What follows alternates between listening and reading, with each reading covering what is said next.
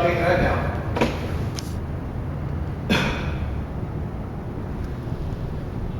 Take a picture here. I'll take you upstairs, and then we'll take you. I can take you so you can look at the blades, type thing. So what are we looking at here, Jim? This is a cooling tower. It's good for 1,200 tons of cooling type thing. So what we do is we pump our warm water from the chillers downstairs, the condensers. It goes to the top. Gravity makes it drop down, and it changes the temperature of the water. That's your perfect refrigerant cycle, right? So we use the water to give off the heat that we absorb in the air, right? So you just take the heat downstairs and put it into the water. And the fans, it's natural evaporization, so it cools it. Okay. And the frame, tell me about the frame here, which is quite unique. No? Well, the frame's unique because, if I'm not mistaken, it should be California redwood. California redwood's the only wood that will take the moisture, right? Type thing. This is 1950 technology. You won't see anything like this. They had problems with fires, and that's why they went with the fiberglass metal nowadays type thing, galvanized. But no, this is all solid wood, and it used to have asbestos transite panels to cover it. Okay, So- it did. Okay.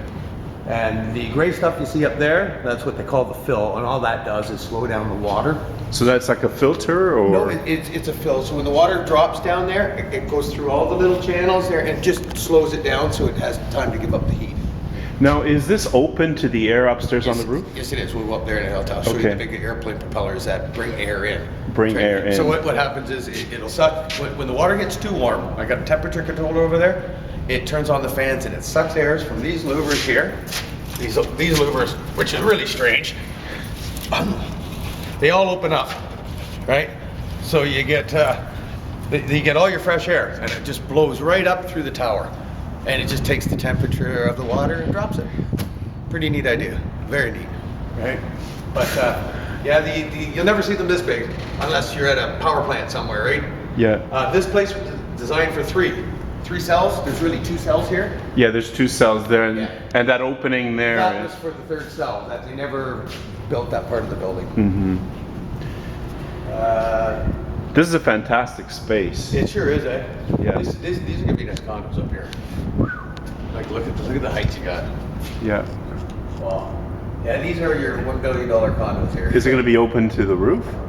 Basically, by the pictures, this is all gonna be glass, and everything glass all the way around. And I think it's gonna be a 3-story condominiums, right? Wow. Which are like 4,500 square feet. Yeah. That's a big place, right? But yeah, I can take you. Let's go upstairs. Now, wait a minute. Now, these cooling towers here. Now, right underneath us here. Yes. Something interesting. What's down there, Jim? What's basically, if you go right there, you'll end up in the lobby or the boardroom. You know the boardroom downstairs?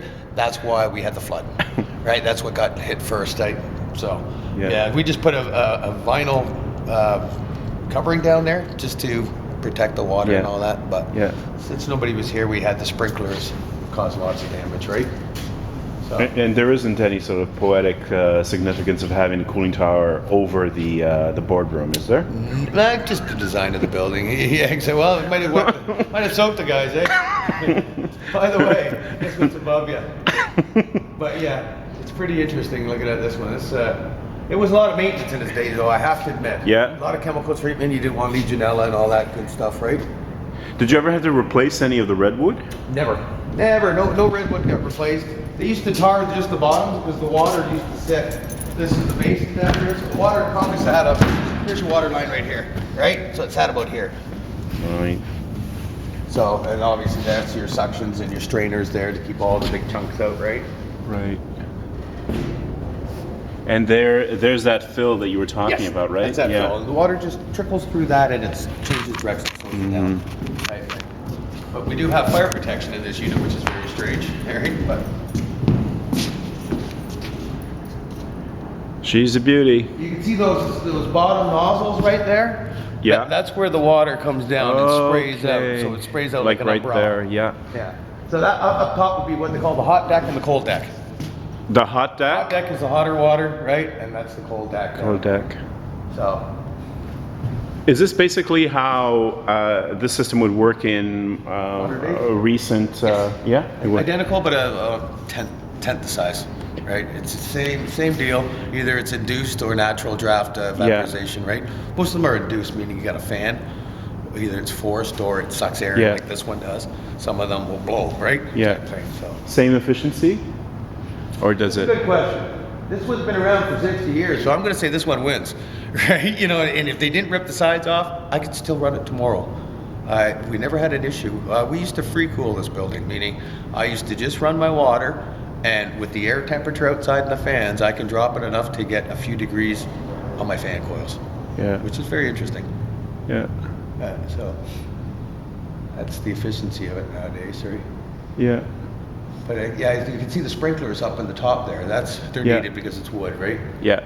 Usually you don't see too many wooden structures in a commercial building, right? For fire problems, right? Yeah. So, but yeah, if you look at the name on it, I don't think they're in business. I think they're Fluor, or if I'm not mistaken, we'll go see the tag upstairs, right? Where else have you seen the system like with this? This size? Also with this redwood structure. Never. This is the only place I've seen. They are in Toronto, and some of the older places I can see them on the roofs, eh? But all the buildings I worked in were all steel, galvanized, aluminum, right? Yeah. But would last forever. It's really quite like Well, you can tell the a age nice by- structure. Yeah. Well, you can tell the age too by the square bolts on it, eh? Tell me about that. Well, they haven't used those square bolts in years and years and years, right? Okay. You know, they're like a big lag bolt. So this obviously, I'm pretty sure this one came from California. Yeah. Right. And there are sort of steel elements there, right there. You see. The footing things. I guess Yeah, that's just to right attach there. to wood, right? Yeah. Yeah, she's a beauty. Man, oh Most of them man. won't be steel anymore. They'll be some epoxy or plastic or something like that nowadays. So. Yeah.